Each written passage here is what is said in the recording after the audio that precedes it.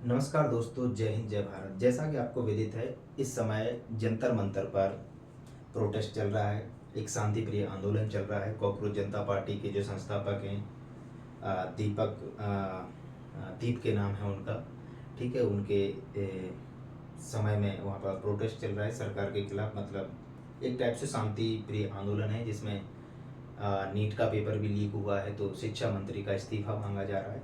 आज हम बताने वाले हैं कि न्यायपालिका से ही ये केस शुरू हुआ था। न्यायपालिका के चीफ जस्टिस ऑफ इंडिया, क्या नाम है उनका, आप कमेंट में बताएंगे। ये सब चीज़ें आपको पता होना चाहिए जो देश में लेटेस्ट में चल रही हैं। उन्होंने ही कॉकरोच शब्द का यूज किया था, ठीक है, और तभी से कॉकरोच जनता पार्टी बाहर निकल के आई। समथिंग 1-1.5 महीना होने वाला है, बहुत ज़्यादा समय नहीं हुआ, 1 महीने की समथिंग हुआ है। बात चल रही थी कि अभी एक केस और है कि जिस व्यक्ति की उम्र, क्या नाम है उनका, कुछ नाम है उनका, जो जिनको सज़ा अभी हो रही है, 87 साल की उम्र में उनको सज़ा हो रही है। काफ़ी चर्चा हो रहा है, मतलब न्याय उनको ये 34 साल बाद न्याय मिल रहा है। बताइए, 1992 का ये केस है और 2026 में न्याय मिल रहा है। न्याय में भी इनको मतलब पता चला है कि इनको 3 साल की जेल की सज़ा हुई है। मतलब 34 साल में अब इनसे खुद अपना रास्ता नहीं चला जा रहा है, पुलिसकर्मी इनको पकड़ के ले जा रहे हैं, तब इनको सजा हुई है। किस केस में फंसे थे इस पे बात बाद में करेंगे। इससे पहले का एक केस और मैं बता दूं कि ललितपुर यूपी का एक केस है, ठीक है, जिसमें व्यक्ति का नाम विष्णु तिवारी है। 2000 में इनको SC/ST एक्ट के तहत फंसाया गया था, जिसमें एक महिला ने इनके ऊपर आरोप लगाया था, रेप का, बलात्कार का आरोप लगाया था इनके ऊपर। बट छानबीन हुई, निचली अदालतें, डिस्ट्रिक्ट कोर्ट वगैरह से इनको सज़ा सुनाई गई। 20 साल ये जेल में रहे। इस बीच में इनके माता पिता भी ख़त्म हो गए, इनका जो घर है जर्जर हो गया, खंडर हो गया। मतलब इनको 20-22 साल की उम्र में सज़ा हुई, फैसला आया 2021 में। तो सोचिए कि व्यक्ति की हालत क्या हुई होगी। बाहर आने के बाद उनसे पूछा गया, मीडिया ने सवाल किया कि आप कैसा महसूस कर रहे हैं जब जेल से बाहर आए हैं, तो बताइए उस जगह आप होते तो क्या क्या बोलते मीडिया पर। व्यक्ति ने बोला कि जब मेरा सब कुछ खत्म हो गया, मेरे माता पिता के दाह संस्कार उसको बोलते हैं, जब खत्म हो जाते तो उनको अग्नि, जो उनका बच्चा होता है वो देता है उनकी मृत्यु के बाद, उनको आने नहीं दिया गया। तो इसलिए बोलते हैं कि देर से मिला हुआ न्याय भी इंसाफ नहीं होता, अन्याय होता है। बट ऐसा क्यों होता है? क्या आज से हो रहा है, पहले से हो रहा है? ऐसा किन किन देशों में होता है? इस चीज़ को आप हमें कमेंट में बताएंगे।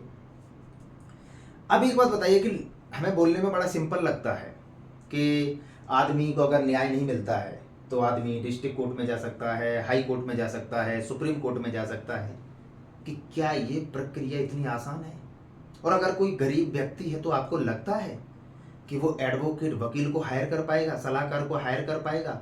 और रोज दिहाड़ी मजदूरी करता है, रोज अपने खर्चे के लिए बच्चों को पढ़ा रहा है, तो कहीं बाहर नौकरी कर रहा है, या तो वहीं अपनी लोकल में खेती कर रहा है, मनरेगा के थ्रू जीवन यापन कर रहा है, उसके साथ अन्याय हुआ है, ऐसा अत्याचार हुआ है, क्या वो पहुंच पाएगा अदालत तक? क्या उसको पहुंचने दिया जाएगा? और अगर वो जाना भी चाहे तो आप देख लीजिए कि हम बोलते हैं ना कि न्यायपालिका आज़ाद है। मेरे मित्र, ये आपकी भूल है। जो हमें पढ़ाया जाता है कि विधायिका, कार्यपालिका, न्यायपालिका अलग अलग हैं और अपनी अपनी आज़ादी से काम करती हैं। ऑफ कोर्स आज़ाद हैं, लेकिन हर मामलों में नहीं। और किस तरीके से आज़ाद है वो भी मैं आपको बता दूं। 4 गुंडे आपको पकड़कर चौराहे पर मार रहे हैं, वहां पर पुलिस भी उनका साथ दे रही है कि नहीं यही आरोपी है, और वहीं से हाई कोर्ट या सुप्रीम कोर्ट के जज निकल रहे हैं और आप उनसे गुहार लगाते हैं कि प्लीज़ हमें बचा लीजिए। तो क्या वो आपको बचाएंगे? बिल्कुल नहीं बचाएंगे। क्यों नहीं बचाएंगे? उसकी वजह है, एक आपने डायलॉग सुना होगा,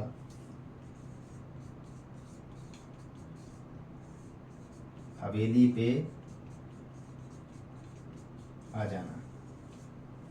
वो बोलेंगे भैया कोर्ट में आ जाना, कोर्ट में हम आपको बताएंगे, कोर्ट में आपको न्याय दिलाएंगे।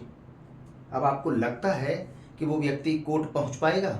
आपने मूवियों में देखा होगा, अंतिम समय में जब गवाही की पेशी होती है तो उसके जो गवाह कोर्ट पहुंच रहा होता है वो सबूत मिटाने की कोशिश की जा रही होती है, लोग मारने दौड़ने भाग रहे होते हैं। वहाँ पर जब गवाह कैसे भी सिर फोड़कर पहुंच जाता है, मरते मरते बचते बचते पहुंच जाता है, और जो न्यायाधीश हैं वो न्याय सुना देते हैं कि आपको बाइज्जत रिहा किया जाता है और इनको फलाना फलाने धारा के तहत ये सजा सुनाई जाती है, सो एंड सो।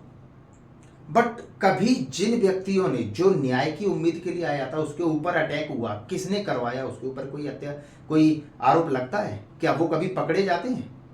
क्योंकि ना तो ये पता होता है सामने वाले को कि हमारे ऊपर अटैक किसने करवाया, किसके थ्रू करवाया गया, और जो जेल में जा रहा है सिंपल सी बात है उसी ने करवाया होगा क्योंकि अपने बचाव के लिए। तो क्या इस चीज पे कभी एक्शन लिया जाता है? आप मुझे कमेंट में बताएं। तो ये जो प्रक्रिया है, एक तो आज़ादी वाली है, हर जगह आप न्यायपालिका आज़ाद नहीं है। देश हित में कोरोना काल आया था 2020 में, अनुच्छेद 19 के तहत आपको आज़ादी घूमने फिरने का अधिकार था, ठीक है, लेकिन वो आपका समाप्त कर दिया गया संसद के थ्रू। तो क्या लोगों जब बाहर निकल रहे तो लाठी डंडे चलाए जा रहे, तो क्या संसद में आप कोर्ट में जा सकते हो? नहीं जा सकते हो।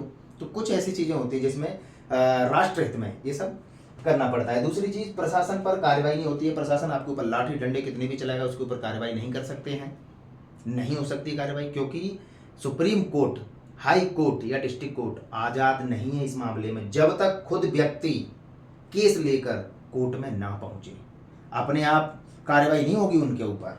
उसके बाद न्यायिक प्रक्रिया इतनी महंगी हो जाती है कि आम आदमी अपने जीवन यापन करने के लिए अपना समय काट रहा है, बच्चों को पढ़ा रहा है, तो क्या वो इतनी महंगी न्याय प्रक्रिया के पास अपना करा पाएगा? वो क्या बोलते हैं उसको, अपने न्याय की अपील कर पाएगा? नहीं कर पाएगा।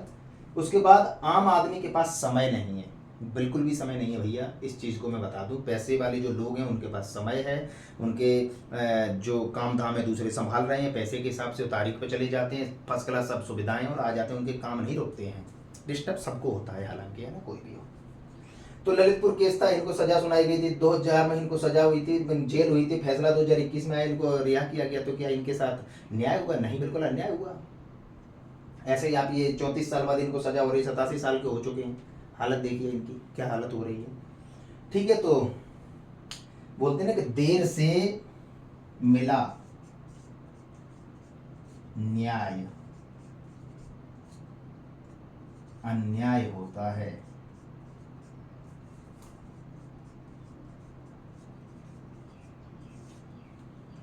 तो समझ गए होंगे आप बात को। नेक्स्ट टॉपिक पर किस टॉपिक पर वीडियो बनानी है आप मुझे कमेंट कर सकते हैं। जय हिंद, जय भारत।